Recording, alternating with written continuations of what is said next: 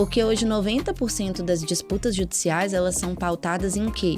Em procedimentos de compra e venda que são feitos sem segurança, sem a análise de tudo. Porque, por exemplo, para a pessoa comprar, ela tem que saber se a pessoa que está vendendo, ela tem saúde financeira. E hoje em dia, no Brasil, a gente vê que tem vários imóveis irregulares e a ausência de conscientização das pessoas de que você só é dono quando você registra perante o cartório de registro de imóveis.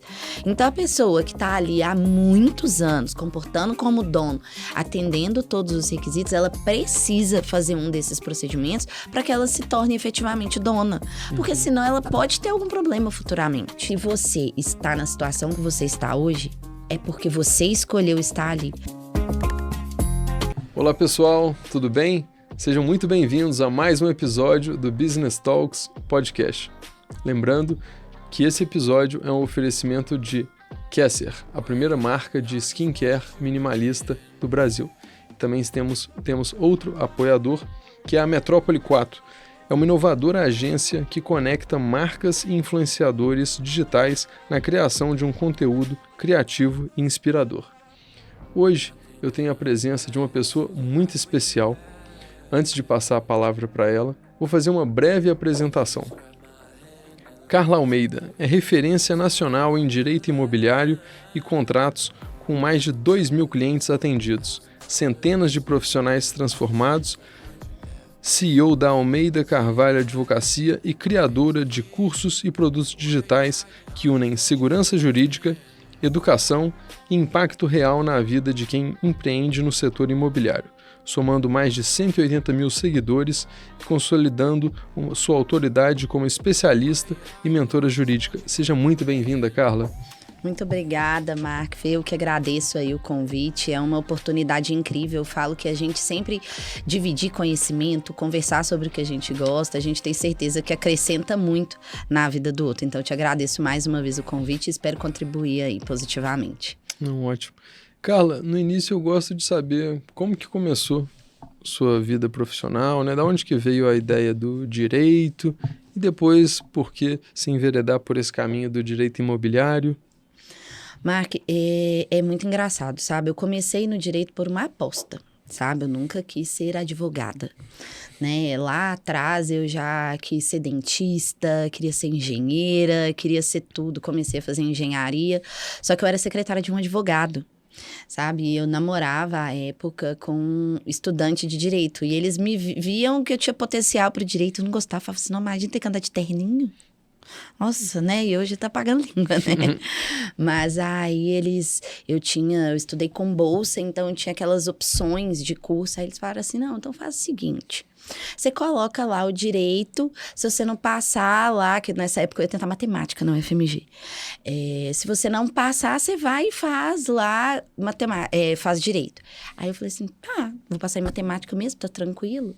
Só que não, né? O destino, ele nos leva aonde a gente tem que ir. Aí eu comecei a fazer direito e apaixonei, né? Então, desde então, eu comecei, nunca quis fazer concurso, sempre quis esse sentimento, eu falo, sempre a minha frase é de que eu quero dominar o mundo, né? Então, com o passar do tempo, formei, tinha um bom emprego, né? Trabalhava como advogada que gerenciava até um escritório, quando minha melhor amiga me pediu para auxiliar ela numa demanda de imóveis, o imóvel dela estava atrasado. Aí eu falava assim, nossa, Elô, não dá, não sei, né? Não... Aí ela falou, olha, aí desde que ela virou, falou assim, aí eu falei assim, não, Milga, tá bom. Eu vou olhar seu contrato, vou olhar. Isso era madrinha de casamento dela, né? Ela, ai, que ótimo, porque inclusive já te indiquei 2 pessoas. Aí eu falei, agora... Aí eu comecei a estudar e tudo, e foi aí que o direito imobiliário entrou na minha vida, né? E a outra frase que me guia muito é falar que o direito imobiliário é um oceano azul, né? De oportunidades, e ele foi o que transformou a minha vida, assim, completamente. Então, hoje eu sou uma assídua apaixonada pelo direito imobiliário, tendo passado por vários ramos dentro dele. E quais foram, assim, os maiores desafios que você enfrentou no início da sua carreira? Nossa, Marcos, são vários, né? Eu falo assim que advogar por si só, quando você pega o diploma, já é um desafio, né? Você fazer algo, né? Igual as pessoas ficam com aquela falsa crença de que é saturado o mercado e tudo. Então, assim, o meu maior desafio foi realmente conseguir fazer acontecer, né? Do que simplesmente viver presa dentro de um escritório, como a maioria das pessoas ficam e acabam se frustrando, né? Então, ali no início foi aprender a como competir com os grandes escritórios, né? Igual eu te falei, eu formei antes mesmo de formar, eu já tinha passado na OAB, já trabalhava como advogada antes mesmo de ter a carteira, então eu já tinha um bom salário e tudo, mas aquilo não me satisfazia. Então, foi através do digital mesmo, depois dessa indicação com a minha amiga, que eu consegui mover isso e competir com grandes escritores. Porque eu não tinha ninguém na minha família que era advogado, ninguém que me indicasse, nada, sabe? Então, foi realmente fazer acontecer. Porque muita gente hoje olha e fala assim, para ela deve ter sido tudo muito fácil, né? Sem saber o que realmente a gente passou para chegar onde a gente chegou hoje. E eu tenho alguns amigos advogados, eu sei que é muito plantar para colher, né? Só que às vezes a colheita demora muito, né? Demora bastante. Muitos anos, como a justiça é morosa, isso faz com que demore para você começar a colher os frutos. Agora, a gente estava conversando antes de iniciar um pouquinho sobre o direito imobiliário para a pessoa média, né? Talvez ela faça uma compra, uma venda, 2 no máximo ao longo de uma vida inteira. Quais você acha que seriam os pontos mais importantes para alguém que está prestes a fazer a compra, muitas vezes, de valor mais expressivo da sua vida, né? Um compromisso que chega a 35 anos, né? 420 meses. Quais são os pontos que você consideraria mais importante para um iniciante que está prestes a assinar um contrato? Um exemplo de inventário, alguma coisa nesse sentido. O que você falaria para essa pessoa? Olha só, Marco, primeira, vamos falar assim, que são até 2 situações bem diferentes, mas que acabam se equivalendo, né? Quando a pessoa está iniciando para comprar, ela é realmente muito imatura. Ela não sabe todos os riscos que envolve. Então, assim, lógico que se a gente for começar falando, ainda mais pela profissão que eu sou, o primeiro conselho que eu falo, não faz nada sem um advogado te auxiliando. Né? Mas lógico que a gente sabe que às vezes não é a realidade, as pessoas acham que elas podem. Primeira coisa é a pessoa nunca confiar num contrato de Google. Né? Porque o contrato, ele é o instrumento mais importante. E o contrato, ele pode ser ou um escudo ou uma armadilha. Então, aquele contrato, ele tem que prever tudo o que está ali regendo aquela situação. E quando você fala de financiamento, de um contrato, né, de tudo, assim, de uma situação, a pessoa ela tem que pensar o seguinte: eu preciso saber tudo que envolve a vida, tanto de quem me vende, quanto daquele imóvel. Porque hoje 90% das disputas judiciais, elas são pautadas em quê? Em procedimentos de compra e venda que são feitos sem segurança, sem a análise de tudo. Porque, por exemplo, para a pessoa comprar, ela tem que saber se a pessoa que está vendendo, ela tem saúde financeira. Então, vamos supor, se você está me vendendo um imóvel, eu tenho que investigar tudo de você. Se você tem dívida, se você tem processo, se você tem tudo. Por quê? Porque algumas das suas dívidas e dos seus problemas, eles podem recair sobre o adquirente posteriormente. Assim como dívidas de imóveis, sabe? Igual, por exemplo, eu vou comprar um apartamento, que hoje em dia é as coisas que mais se comercializa. Primeira coisa que a pessoa tem que saber é se tem dívida de condomínio. Porque a dívida de condomínio, ela acompanha o imóvel, assim como o IPTU. Pesquisar, uma simples pesquisa no Google, indica, por exemplo, se o condomínio tem algum problema. Eu advogo para alguns condomínios que tem muitos problemas. A pessoa que adquire lá, ela não adquire só um apartamento. Às ela vezes adquire tem muitos problema. inadimplentes, né? Então, assim, tem vício construtivo, tem demandas judiciais. Então, assim, o procedimento de compra e venda, ele nunca é simples. Ele é extremamente complexo. E quando a gente fala de compra em inventário, a gente compra uma compra mais difícil, mais delicada e que a gente tem que fazer com extremo zelo. Porque até a finalização do inventário, o imóvel ele não pode ser efetivamente seu. Né? Você vai ficar ali aguardando todo aquele trâmite e você tem que investigar o quê? Tanto o proprietário, né, o espólio e tudo. Eu sempre falo, a compra de um imóvel ela envolve investigação. Ela envolve que as pessoas conhecem ou com o nome de due diligence ou com uma análise de risco, que você precisa saber tudo. E ali, no caso de inventário, também, né? Você tem que saber por qual instrumento que você está comprando, se todos os herdeiros concordam, né? A gente acompanhou agora um procedimento de compra que ia ser inventário, que a gente aconselhou a não comprar. Por quê? Porque o espólio, né? Ele tinha tanta dívida, tinha tanto bloqueio em nome do imóvel que a pessoa ia comprar um problema. Então, assim, o conselho inicial é sempre a gente entender que o procedimento de compra e venda, ele não é um contrato de Google, ele não é um contrato geral, e que as pessoas precisam conhecer a fundo a vida de quem vende e a vida do próprio imóvel também. Agora, uma dúvida, né? Eu não sei se você é professora ou não, mas quase isso, né? De faculdade, eu não sei. Você dá aula em faculdade? Não. Só nos cursos que você seleciona sim. mesmo. O banco financia para a pessoa, né? Suponhamos 70% a 80% um banco, em geral, pode financiar. Se tiver dívida entre os herdeiros, aí o banco que vai lidar com isso, já que uma parte está financiada. Ou recai sobre quem está comprando. Depende do tipo de dívida, né? E isso é até uma objeção para as pessoas, às vezes, não contratarem um advogado. Fala assim, meu imóvel é financiado, o banco confere tudo. Primeiro, o banco não vai conferir tudo porque ele está interessado no juros só, Exatamente. Né? Ele deveria conferir tudo, mas ele não confere. Mas ele confere o básico, porque ele não vai financiar um imóvel que, por exemplo, ele poderia perder. Ele confere o básico, né? Mas às vezes passam algumas coisas. Só que depois vai tudo recair sobre o imóvel. Só que o banco, ele é protegido. Então, o adquirente que pode sofrer com algumas dívidas. Entendeu? Por isso que você tem que entender qual que é a dívida, qual é a natureza, sabe? Em que estado que ela tá antes de você fazer isso. Porque o banco, ele não se responsabiliza. Tudo, o ônus é seu. Mas o imóvel, quando ele chega a ser alienado, que tem um contrato de financiamento, ele tem força de escritura. Né? Então, acaba que, em tese, quase nada pode incidir sobre aquilo ali. Pode causar mais dor de cabeça do que tudo. E hoje, os contratos... Você, por exemplo, consegue solicitar a mudança de algumas cláusulas de um contrato de banco? Não. De banco a gente não... Ele é bem não... engessado, Ele então. é engessado. Da forma como o Itaú, Santander, Sim. Caixa. Só que quando tem esse contrato engessado, que é o chamado contrato de adesão, como que a gente atua?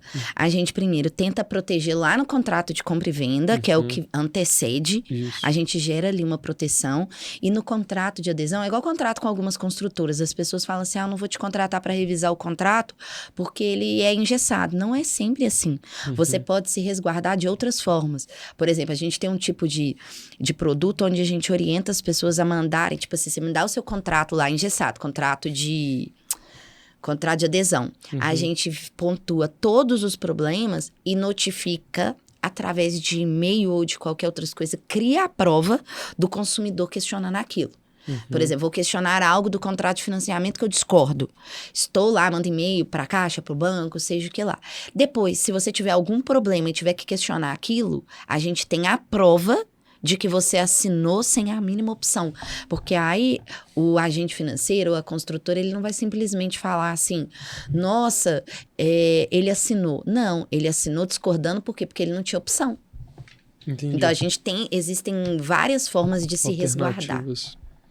E parece que até um tempo atrás não era permitido negociar a taxa de juros anos depois, né? Parece que hoje já é possível. Suponhamos que a Selic caia daqui 3 anos. Se a pessoa quiser renegociar por um juros mais baixo, todo o contrato ela consegue hoje em dia. Depende do banco, né? Depende do tipo de contrato. Isso eu acho que é até um pouco mais específico mesmo, de caso a caso. Sim. Né?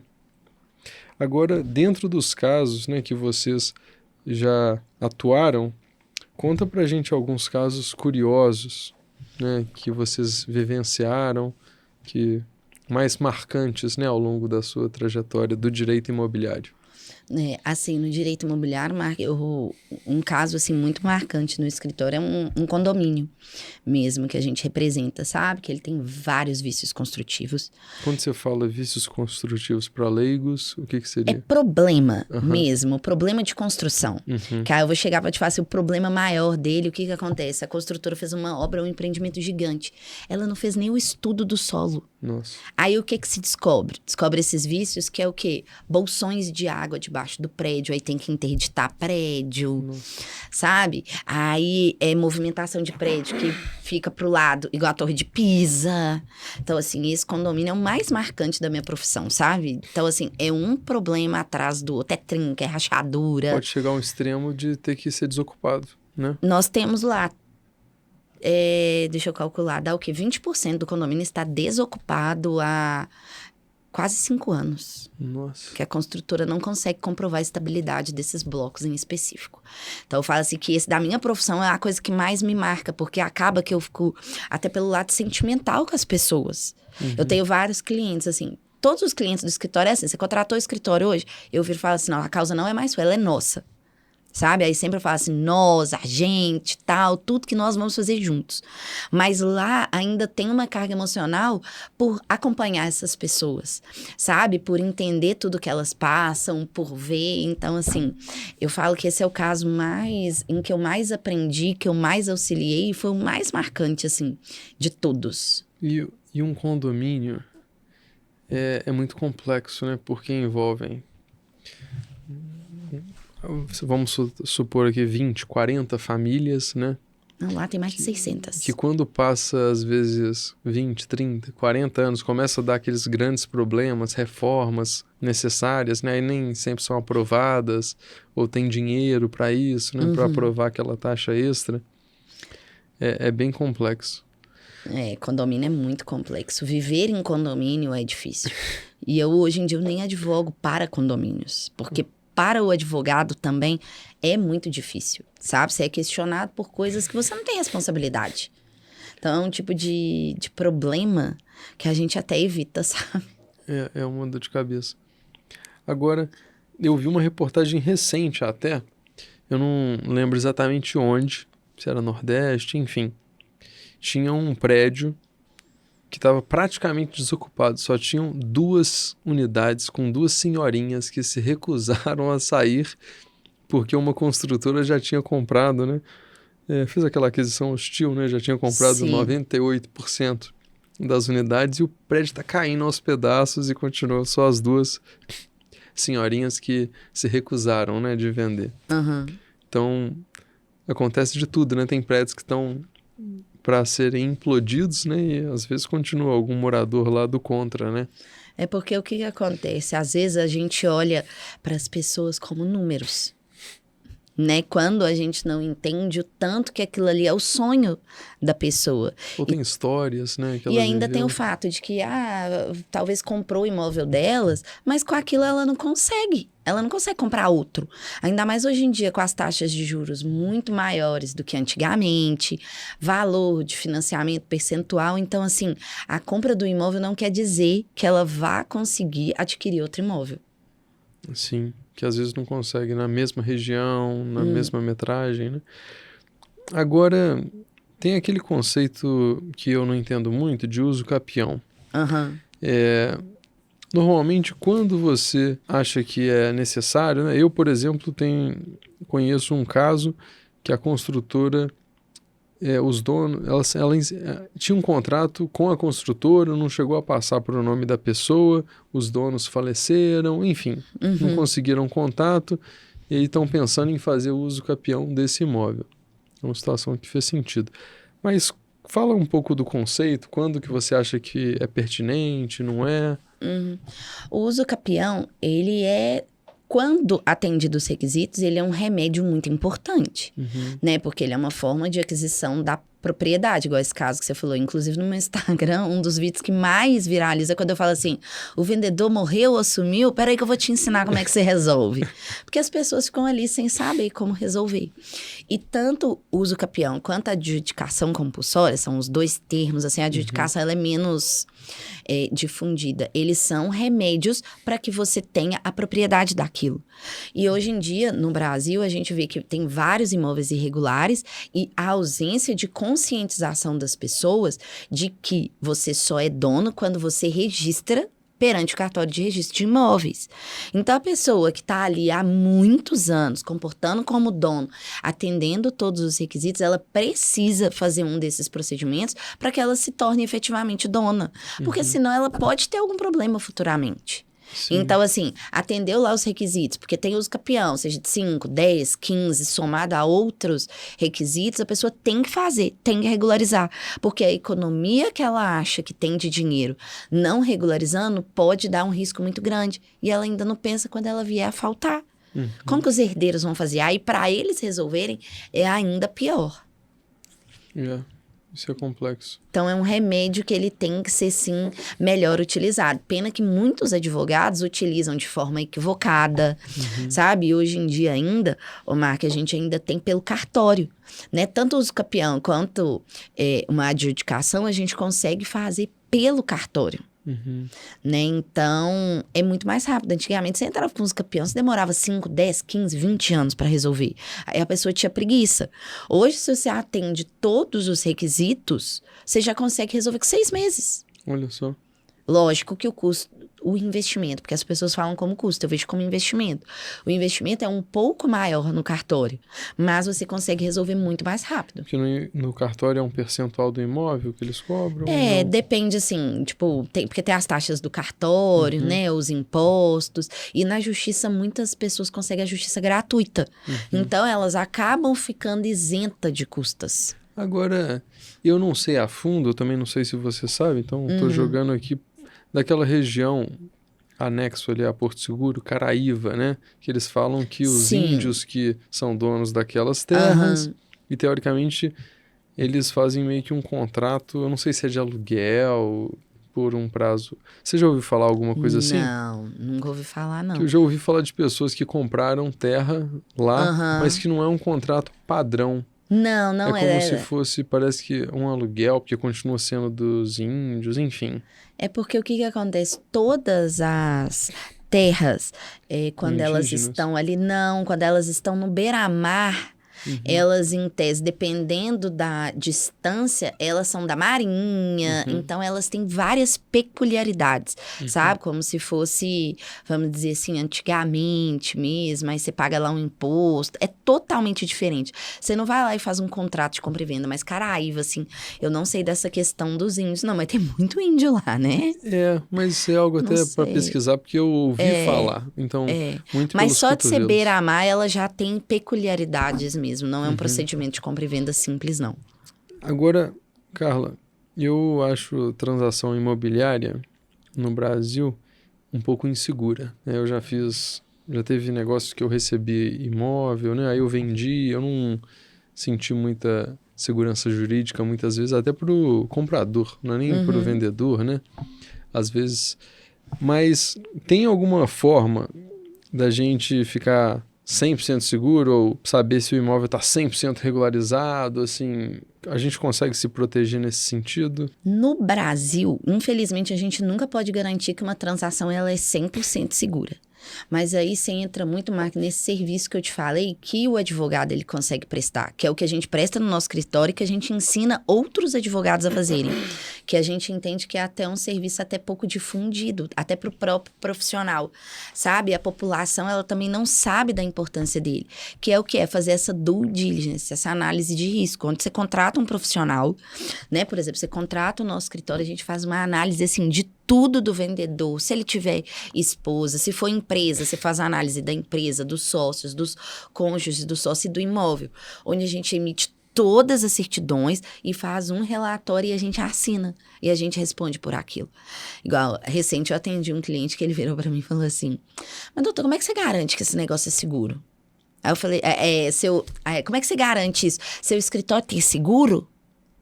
Eu virei pra ele e falei assim, não vou te responder sua pergunta não, mas meu nome vale muito mais do que seu apartamento. Se eu tô colocando o meu nome num parecer pra te falar que com base em todos os documentos que eu emiti é uma situação segura, você pode confiar, porque senão meu nome não vale nada não, aí. Aí ele, então tá. E olha que o imóvel dele era quase 2 milhões. Então, acho que na hora que eu ainda falei isso com ele, ele falou assim, eita. É porque seu nome tá valendo bem. Ué, mas o nosso nome é o nosso bem mais Mas precioso, você lógico, concorda? concordo. Eu, pra mim, qualquer pessoa pode falar assim, alguma coisa e tal. Pra mim, meu nome vale mais do que qualquer coisa. A pessoa pode chegar com um imóvel, assim, bilionário, que eu vou falar que o meu nome vale mais do que qualquer coisa. Porque a questão são os princípios também, né? Éticos, morais, né? Por isso que quando aí as pessoas falam assim, você vai cobrar o mesmo preço para garantir a análise de um imóvel de valor menor do que um de maior, lógico que eu não posso. A minha responsabilidade de um imóvel de milhões é muito maior. Porque se der o problema, o meu prejuízo, porque eu assino junto, é muito maior. Eu pensava que o banco, é claro que tem que analisar contrato a contrato. Ele, de certa forma, é responsável por essa diligência, né? Essa due diligence.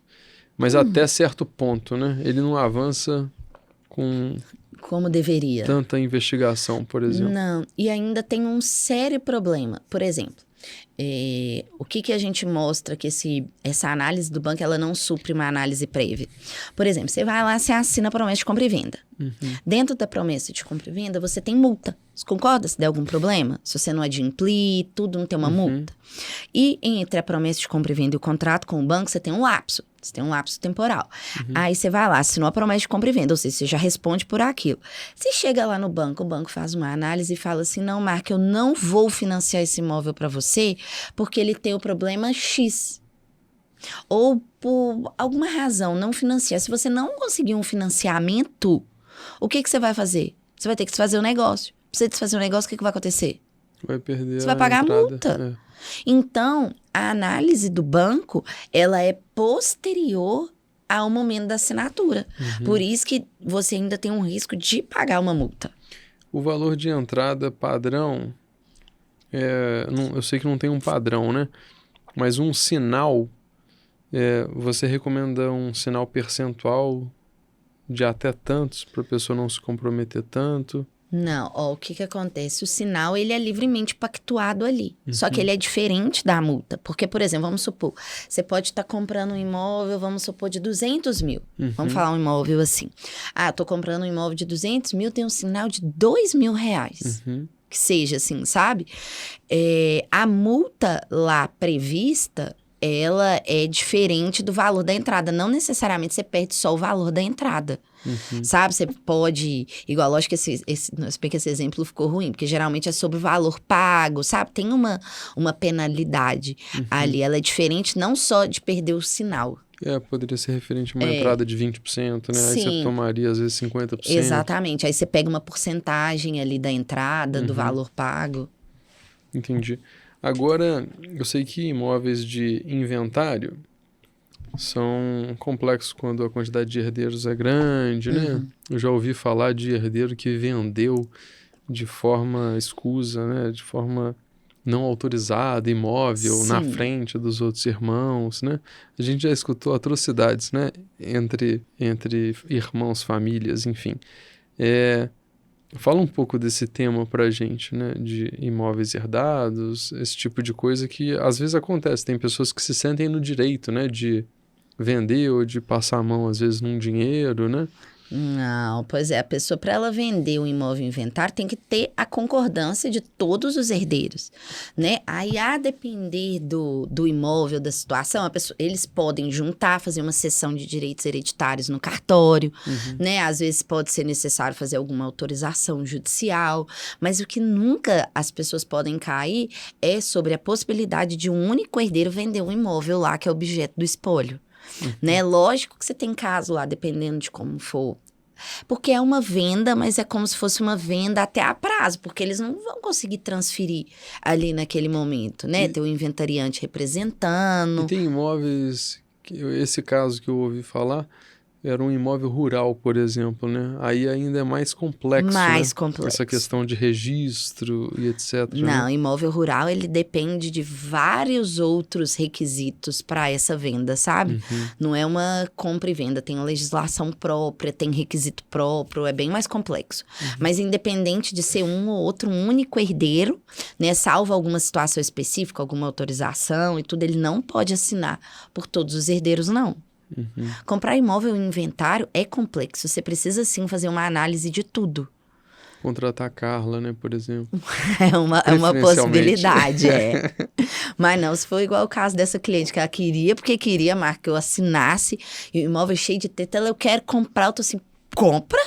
Ah, mas você não vai assinar? Não vou, não assino isso nunca. Ah, mas eu preciso de você me autorizar a comprar e tal, porque eu te contratei.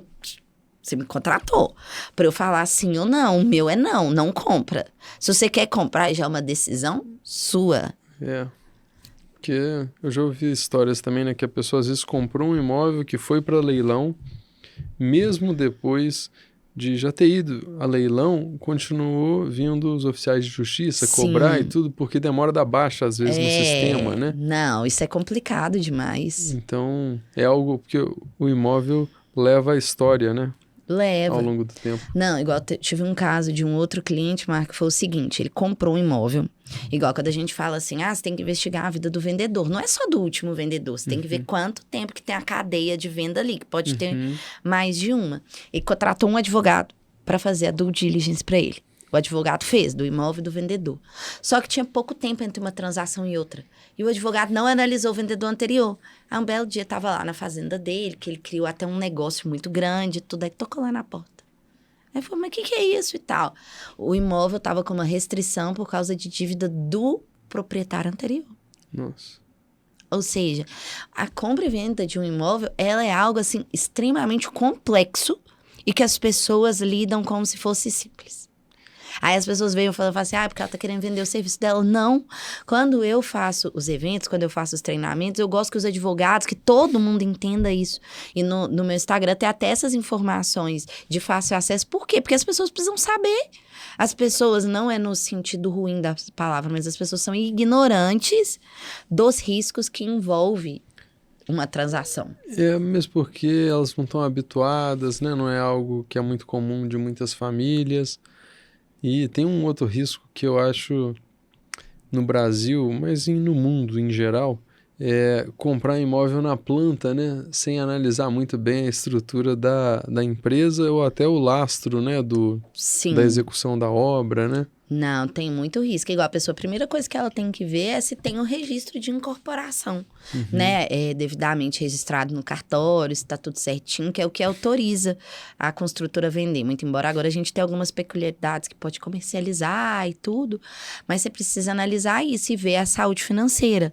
Lógico que existem grandes construtoras que é até mais fácil, que você sabe que a construtora, ela em tese tem saúde, mas essas construtoras pequenas é importantíssimo. Por quê? Porque o que a gente vê muito? Construtoras que falem, né? Elas acabam falindo, aí dá golpe em um tanto de gente, mas o sócio sai ileso, vai lá e monta outra sociedade com você, monta uma outra construtora, dá um golpe em um tanto de gente, aí depois vai lá, faz sociedade com outra pessoa, ou seja, a gente vê o mesmo dono de construtora dando golpe entre várias pessoas. Tem um processo que ele é contra 11 construtoras. Nossa. Por que é contra 11?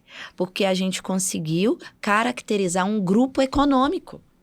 Eu mostrei que essas 11 empresas, elas são administradas pelo mesmo sócio de todo mundo e por mais que elas não tenham relação com aquele empreendimento, elas são um grupo econômico.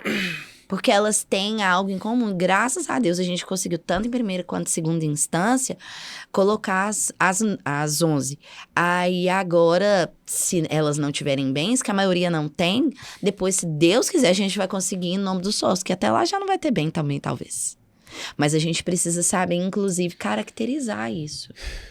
Isso é algo complexo. Agora, mudando um pouco o assunto, mas falando ainda da sua trajetória, conta um pouco dessa mudança ou acréscimo de foco, né, nos cursos que você dá, como você tem orientado, né, os outros advogados. Você percebeu essa necessidade, né, de poder ensinar outros advogados a irem para o digital. Fala um pouco pra gente disso. Sim, o que acontece, Mark? Eu sou uma pessoa inquieta, né? Então, assim, nessa necessidade, eu vi que o negócio dava certo e eu gosto muito.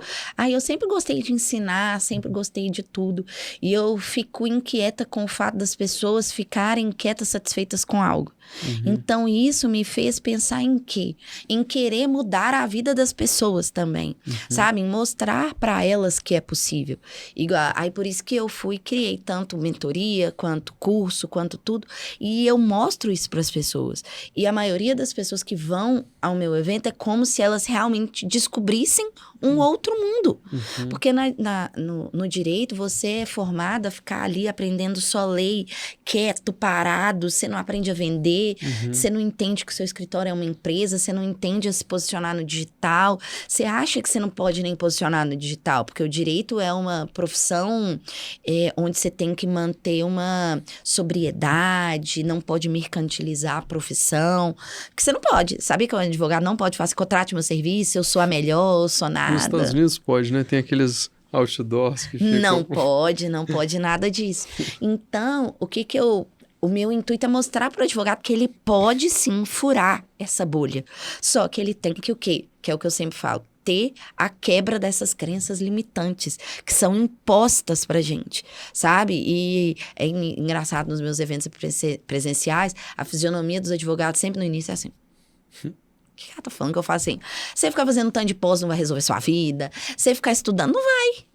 Então, isso que eu fui fazendo com que as pessoas vissem de um outro lado.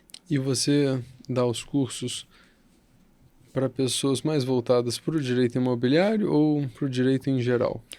Antes eu focava muito no direito imobiliário. Agora eu tô abrindo mais o leque, sabe? Eu ensino até as pessoas alguns serviços, igual esse serviço que a gente comentou aqui, mas hoje o meu foco principal é fazer a pessoa sair da inércia, independente do nicho com que ela atue. Igual uma mentorada minha que eu falo, que é uma pessoa assim, que ela foi da minha primeira turma, e ela me mostrou o real significado de tudo que eu faço hoje, é o seguinte, ela tava querendo largar o direito para abrir uma loja de roupa. Ela queria abrir uma loja de roupa. Aí, ela me conheceu, que a gente começou a conversar e tal, eu levei ela para uma reunião, apresentei ela a mentoria, pois hoje ela está, assim, super bem, prospectando cliente, adorando a advocacia de novo, indo super bem. Eu falo, gente, é isso. Pensa, ela ia largar o direito, tendo 2 filhos, para abrir uma loja de roupa, só que eu consegui mudar a cabeça dela. Falo que ela, assim, dentre de todas as pessoas, foi a mais marcante, que é a única que não queria continuar com o direito. Sabe? E isso que eu gosto de causar nas pessoas. Isso é bacana. Falando na sua trajetória, mas no direito mesmo, tem algum caso mais recente que você trabalhou que mexeu com você? Não sei se você trabalha para os dois lados, né? Para banco e para pessoas físicas, ou eventual despejo, essas coisas que são mais tristes, né? Assim, nesse sentido. Que eu já vi em filmes, né, nos Estados Unidos, que o despejo lá acontece de forma mais abrupta, né? Mas aqui eu não sei muito bem como funciona, né? O despejo para o não pagamento contínuo, né? De parcelas. O que acontece? Hoje em dia, o despejo, ele é mais rápido do que era antes. Porque hoje em dia tem a modalidade extrajudicial no cartório. Hoje em dia, as construtoras, elas conseguem retomar, né? Construtora ou banco, no cartório mesmo, que faz com que os procedimentos sejam muito mais rápidos. Né? Eu atuo, assim, em regra, atuo muito com pessoa física, né? Com o consumidor e tudo. E nessa questão de perda de imóvel, as pessoas que nos procuram aqui estão em quase talvez perdendo o imóvel, mas graças a Deus a gente nunca deixou ninguém perder. E um caso muito marcante, o Marco, foi recente, foi o seguinte, uma pessoa, né, comprou um imóvel. Um senhor comprou um imóvel. Ele é pai de uma cliente nossa. Ele comprou um imóvel e ele, por causa de requisitos legais, a esposa dele, que era uma senhora aposentada, assinou como anuente lá, por causa de dívida e tudo. E ele financiou pela construtora direto. Financiou. E pela construtora, por isso tudo, tem o seguro, que se a pessoa vier a falecer, o imóvel é quitado. Ela, que é tipo assim, do lar, não tem renda, na verdade nem é aposentada, ela é do lar. Ela não tem renda, não tinha nada, ela só assinou lá, sabe? Anuente, né? Colocou lá. E esse senhor veio a falecer. A construtora, ela tinha feito tudo errado. Só que eles não têm acesso, porque você vai lá, assina com a construtora e vai embora, tem o primeiro contrato. A construtora colocou os dois como 50%. E o seguro cobria o quê? Só metade. Aí nisso, quando o senhor veio a falecer, começaram a cobrar ela de todas as parcelas e tudo, e ela sem dinheiro, sem condição, os filhos, aquela coisa louca, e até mesmo os filhos que eventualmente tinham condição, discordavam daquilo, né? E virou aquela confusão até que, rapidamente, pelo cartório, eles retomaram o imóvel, marcaram o leilão e ia tirar a senhora de lá. Nossa. Só que aí a gente teve que entrar, né? Entrar com a ação, entrar com tudo, para mostrar que o equívoco era da construtora. A gente teve que entrar com 2 ações, suspeição de leilão, uma confusão. Só que lá no escritório, qual que era o nosso maior medo? A senhora já estava passando mal, ela desmaiava quando ela recebia as cartas, e eu ficava imaginando, e se ela perdeu o imóvel? Né? Mas se ela morresse, pelo menos os filhos iam herdar, né? Brincadeira. Mas essa foi uma das que deixou. E outra também de um senhor. Golpe de OLX, já ouviu falar do golpe da OLX? Não, eu já vi trote, eu já fiquei sabendo de trotes na escola que os meninos colocam vendendo porco e colocam o contato, às vezes, de outro menino como trote, né? Não, golpe da OLX, seguinte, esse senhor que virou nosso cliente, graças a Deus, ele nunca mais vai anunciar imóvel na OLX, anunciou imóvel na OLX. Quando você anuncia qualquer coisa na OLX, Mercado Livre, os golpistas te ligam. Aí esse senhor recebeu um telefonema de uma pessoa querendo comprar, que ia comprar e tudo, falou, tira o anúncio, pode deixar que eu vou comprar e tal, e aquela coisa, e o senhorzinho, ele estava com a mãe dele acamada em casa, no oxigênio, quase morrendo. O senhorzinho, lógico que foi aceitando, e o golpista tem lábia boa. Aí o golpista fez aquilo e tal, de repente o golpista fala com ele assim, eu vou mandar a minha irmã aí visitar o imóvel. Só que você não pode falar qual é que você é dono do imóvel, não. Só que é um senhor, é um idoso. Ele acreditou, recebeu essa pessoa. Só que quem que era essa pessoa? Em tese, seria uma adquirente de boa fé. Que o outro anunciou o imóvel, ela ia lá, ia comprar mais barato e tudo. Só que nesse caso era até um golpe. Fizeram com que esse senhor, um belo dia a mãe dele passando mal, chegou lá com um contrato de compra e venda. Assina aqui, senhor e tal. Aí ele assinou sem ler nem nada. Aí nesse contrato tinha uma outra conta bancária, que eles fizeram a transferência para um outro golpista. Averbaram o contrato, inclusive na matrícula do imóvel. Estão pedindo como se o imóvel fosse da pessoa. Por quê? Porque deram o golpe nele. Só que depois que ele assinou e esse cara recebeu a entrada e tal, o golpista virou para ele, não assina mais nada, é golpe. Correram atrás dele, foram no cartório, pagaram ITB e tudo querendo o imóvel do senhor. Olha pra você ver, o LX, as pessoas não podem. Por isso que você tem que ter um corretor de confiança. Porque olha o risco. Aí esse senhor, ele não pode vender o imóvel, porque tem esse contrato de compra e venda averbado na matrícula, como se ele tivesse vendido, e os golpistas lá. Nossa. Que loucura, hein? Então, assim, pra você ver, a compra e venda de um imóvel, ela envolve muito mais coisa do que a gente pode imaginar. Ela é muito mais arriscada. Uma simples assinatura te dá um prejuízo, assim, gigantesco. É impressionante, né? E talvez por isso, no Brasil, tenha um movimento que as pessoas se sentem mais seguras comprando imóveis, às vezes, de construtora novos, né? Tem uma disparidade muito grande de preços, né? Do metro quadrado do novo para o antigo. Talvez no inconsciente coletivo, elas se sintam mais seguras comprando, né? De uma construtora ideal que esteja já pronto, né? O edifício, para não correr risco. Mas porque não corre tanto risco no sentido de... na cabeça das pessoas, né? Porque pode ser que tenha também, que os donos da construtora tenham problemas e tudo. Imóvel novo tem muito vício, muito problema. Até assentar, né, às vezes, os canos.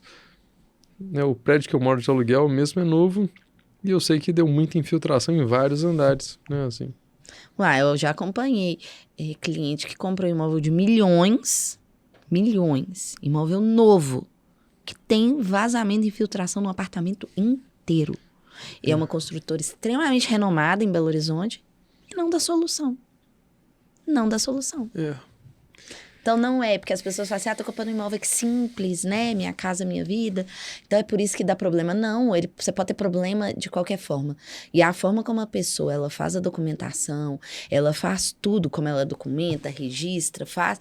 E isso que faz com que a construtora, ela repare ou depois ela indenize. Imóvel é algo que a pessoa precisa de pensar muito e estar muito bem assessorada nessa compra, né? Não, Para evitar problemas futuros, né? Mas, infelizmente, estatisticamente, a gente vê lá no escritório, só nos procura para ter uma compra segura quem já teve problema ou quem conhece alguém que teve problema. Porque fora isso, é todo mundo corajoso do contrato no Google, de jogar hoje em dia no ChatGPT, de ir e tal, e depois ter problema. Então, é estatisticamente desse jeito. Ou a pessoa teve problema ou ela conhece alguém que teve problema. Isso faz a gente pensar bastante. Muito embora, eu acho que no longo prazo, faz sentido a pessoa adquirir um imóvel, né? Porque senão ela vai ficar pagando aluguel a vida toda. Então, apesar de ser desafiador e ser complexo, eu acho que vale a pena a pessoa adquirir. Talvez com a taxa de juros mais baixa fica mais interessante, né? Como diziam os nossos avós, quem tem terra não erra, né? Mas grandes pessoas, assim, do mercado financeiro falam que não é bom você comprar um imóvel, que você perde dinheiro, que você deixa parado. Tem gente para dizer de toda forma, né? Opinião. Mas eu acho que o imóvel que a pessoa reside, se ela busca estar enraizada naquela cidade, né? Tem família e etc. Eu acho que faz sentido. Mas se é uma pessoa que não tem muitos vínculos, aí às vezes passou num concurso em outra cidade, ok, né? Eu gosto da ideia de ter imóveis e tudo, mas respeito quem não gosta também. Quem gosta, te procure, né? Agora, pensando em loteamento, fazendas, áreas rurais, eu não sei se você atende clientes nesse sentido, mas quais são os pontos que a gente tem que se atentar, pensando em loteamentos, coisas que ainda não estão muito bem estabelecidas, né, com registros e etc. Quando a gente fala de área rural, Mark, eu não atuo muito não, sabe? Justamente por ter muita peculiaridade e a gente não ter aqui, né, muito na redondeza, entorno, não é do nosso meio, não é uma coisa que a gente atua com frequência não, sabe? Uma questão assim, vamos dizer, de loteamento, tudo dependendo, a gente tem aqui que são os casos, por exemplo, de condomínio, quando você vai contratar para construir num condomínio, né, alguma coisa trazendo para este ponto, a gente encontra muito aqui. E cai na mesma coisa que eu tô te falando, na questão da investigação. E quando a gente compra lotes, né, para construir em condomínio, você ainda tem que observar qual que é a real data de entrega. E saber da saúde financeira, entender ali, porque às vezes coloca-se no contrato assim, o prazo de entrega é depois da área de lazer, é antes da área de lazer, vai ter saneamento de tal data. Então você precisa entender muito bem para você se programar. A gente já assessorou várias pessoas que compraram achando que ia conseguir construir imediatamente. E não é o que aconteceu. Assim como a gente já representou condomínios que não conseguiram ser finalizados, não ter aprovação, e hoje em dia tem vários adquirentes indo contra, né, para reaver o dinheiro por prejuízo. Meu pai mesmo, eu sei que ele comprou um condomínio que nunca terminou. Era aquele Reserva Real lá em Jabuticatubas. Eram de uns portugueses que tinham um plano de hípica, golfe, enfim. Eu sei qual que é. Os portugueses deram muito problema lá. Eles não concluíram. Eu acho que eles tinham um projeto também no Nordeste. E acabou que o grupo CATS, aqui em Belo Horizonte, que assumiu. Só que ainda está em passos lentos, né?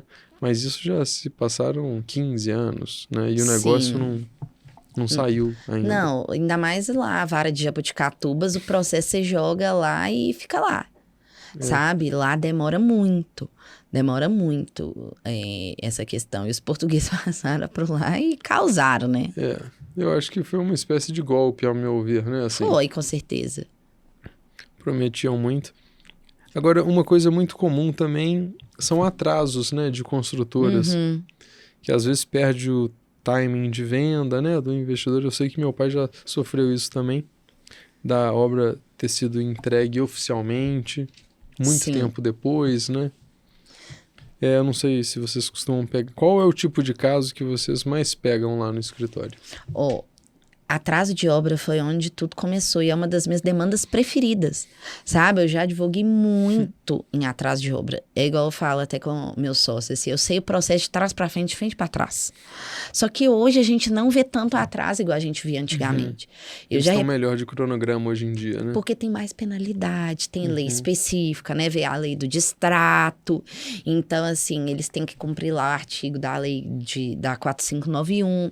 Então, hoje diminuiu, porque ali, quando a gente teve ali início de 2009 a 2011, que foi o boom das construções, a gente teve muito atraso. Eu tive muito cliente de atraso, sabe? E as pessoas, elas precisam saber o direito, porque o que pega em ação de atraso? As pessoas acharem que o simples fato delas processarem a construtora que vai atrasar mais. Ou elas não vão receber. Isso é uma isso é uma ilusão, na verdade, sabe? Porque isso não interfere em nada. Porque a construtora, ela vai ter que entregar uma hora ou outra, você com ação ou você sem ação. Então, é uma ação que depende muito do lapso temporal, porque, infelizmente, no tribunal aqui de Minas, tem muito desembargador falando assim, atraso de até um ano, já tirando os 6 meses de acréscimo, não dá dano moral, não. Você vai lá, você compra o seu imóvel, você conta com atraso, você programa um casamento, você programa a mudança, você programa tudo, aí você fica um ano esperando, não tem dano moral, não. Eu fico, assim, extremamente revoltada. E dentro eu tenho uns amigos que estão passando muita dor de cabeça com reforma. Você também atua, por exemplo, contra empreiteiras nesse sentido? Dependendo do caso, sim. Sabe? Depende da complexidade. E empreiteira dá muito problema, né? Eles prometem uma coisa, depois fazem outra. Ou então, assim como as grandes que vão tendo os aditivos, né? As pequenas também têm os aditivos, né? Nossa, a gente tem muito caso aí de empreiteira que simplesmente sumiu ou faz uma casa cheia de problemas, né? A gente já teve vários casos disso, assim, tipo, de prometer alhos e entregar bugalhos. Então, é algo assim, igual você perguntando isso. Lá no escritório, a gente atua com tudo relacionado a imóveis, sabe? Todos os problemas que as pessoas têm relacionado a imóveis, a gente atua resolvendo. Lógico que hoje o foco principal é mais garantir a segurança. Por quê? Porque eu entendo que é muito melhor eu te ensinar a evitar um problema do que eu resolver o problema para você. Então, a gente sempre tenta trabalhar nisso, evitando. Mas a gente esbarra onde? No brasileiro que só procura o advogado quando ele tem problema. Ele não procura para evitar. A gente não tem essa conscientização da necessidade de se evitar uma demanda. Né? Igual todo mundo vai, que quer processar, que não sei o que. Eu tô assim, calma, não sai processando assim. Sabe? Hoje em dia eu prefiro falar não para uma demanda do que entrar com uma demanda que eu sei que é ruim, que depois eu ainda vou aguentar o cliente reclamando de mim. Igual, eu tava com uma cliente que ela tava querendo pedir rescisão porque o processo dela tava parado há 8 meses. Eu falei, o que eu tenho a ver com isso? O tempo das coisas, né? O tempo da justiça, né? Eu fui com ela aqui no escritório, a gente atua tentando agilizar e tudo. Por quê? Porque na cabeça dela eu tinha que ficar peticionando. Só que pensa, cada vez que eu peticionar, o processo vai pro final da fila. Cada vez ela, mas o processo não tem nada, tem 8 meses. Eu falei, mas que queria que eu ficasse peticionando? Eu falei, não, respeito o seu direito. Agora eu só vou te falar uma coisa, porque eu sou muito sincera, né? Se você achar um advogado que vai garantir o tempo de movimentação de um processo, eu te garanto que ele tá mentindo. Assim como ele vai te garantir que o negócio vai andar, eu te garanto que ele tá mentindo. E ele ainda tá rasgando o estatuto de ética da OAB. Que você não pode garantir nada. Não faz sentido. Porque a única pessoa que tem prazo é advogado e parte. Juiz não tem prazo. Então como é que eu vou garantir? Não, mas vão entrar lá que a sua demanda vai durar 1 ano. Não tá Tô no seu iludindo. controle. Tem coisas que não estão no seu controle. A não ser quando é o que você falou, né? O caminho cartorial, que é possível em alguns casos. Exatamente. Né? E mesmo assim, no cartório, você ainda pode ter que fazer alguma alteração, alguma coisa. Eu nem sabia desse caminho cartorial, por exemplo, para uso capião e etc. Pode. Interessante. Lógico que tem os requisitos. Não são todos os casos, né? Mas quando você atende todos os requisitos, você consegue resolver com 6 meses. Não, muito bom. Agora a gente está caminhando para o final, mas se você fosse dar uma dica para quem está começando no mercado imobiliário, então para quem gostaria de trabalhar para vocês, o que você falaria? Qual que é o perfil que você está buscando? Na verdade, a gente sempre busca, né? E eu, de fato, tô buscando muita gente para trabalhar comigo, porque expandir e crescer uma equipe é difícil. Eu falo que a gente tá igual aqueles açougues e supermercados que vivem com vaga aberta. A gente tá com essa questão, sabe? De que é difícil arrumar pessoas dispostas a trabalharem e quererem fazer Eu já ouvi diferença. falar que algumas grandes empresas têm uma prospecção contínua e permanente, né? Não, eu depois de alguns problemas que eu tive na minha equipe, agora eu adotei isso mesmo. Eu estou agora permanentemente, tô precisando. Mas depois que eu Contratando. preencher as vagas abertas, eu vou continuar contratando. Nunca mais vou tirar a vaga. Né? Porque o que a gente precisa entender? A gente precisa entender que o direito imobiliário, o direito é um oceano azul de oportunidades, igual eu te falei antes. E a gente precisa ver que o direito, quando você forma, você entende que você luta por um propósito. E você atuar com o direito imobiliário é muito gratificante, porque você tem aquele propósito de garantir a segurança do negócio das pessoas. E hoje em dia, a gente tem que ver que é muito melhor um bom acordo, um bom, vamos dizer assim, um bom evitar um problema do que você ter uma boa demanda. Sim. É muito melhor você se precaver do que você remediar, né? Como diziam os nossos avós lá. Então, eu falo assim que hoje, tanto a pessoa para atuar com a gente, para atuar sozinha, ou a pessoa mesmo para adquirir, seja qualquer pessoa relacionada a problemas com imóveis, que nem é só problema, relacionar um imóvel é algo muito complexo. E a gente tem que entender que a gente sempre tem que ter o quê? Muita atenção, sabe? Muito cuidado com tudo que a gente está fazendo. E tem alguma frase motivacional que você usa ou que você acredita, que você leva para sua vida? Tem algo que você tem como um mantra, assim? Eu sempre gosto de falar na força da decisão e da necessidade de autorresponsabilidade, né? Se você está na situação que você está hoje, é porque você escolheu estar ali. E todos os dias, uma frase que eu falo é o seguinte: o que você está escolhendo hoje te leva mais próximo do seu sonho ou te deixa no mesmo lugar que você está?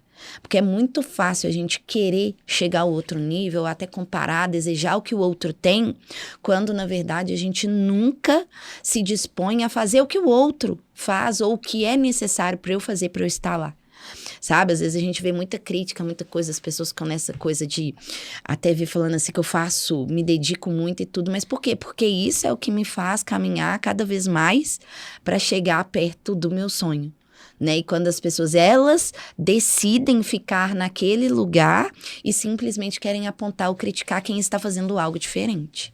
Eu gostei disso. Achei que foi um fechamento excelente de episódio. Vai dar um bom corte essa parte. Né? Ai, que bom. Foi um prazer te receber aqui, Carla. Acho que já deu quase 1 hora de podcast. Não sei exatamente quando a gente começou, mas foi muito bom te receber. Agradeço muito sua presença e eu desejo sucesso no seu podcast, que você começou agora recente também. Se quiser falar o nome dele pro pessoal. É Café com a Carla. Café com a Carla. E vai estar no YouTube e Spotify Vai, também? no YouTube e no Spotify. Estamos aí no primeiro episódio, só engatinhando aí. Não, mas já recebeu um grande convidado. Muito bacana, então. Foi um prazer te receber.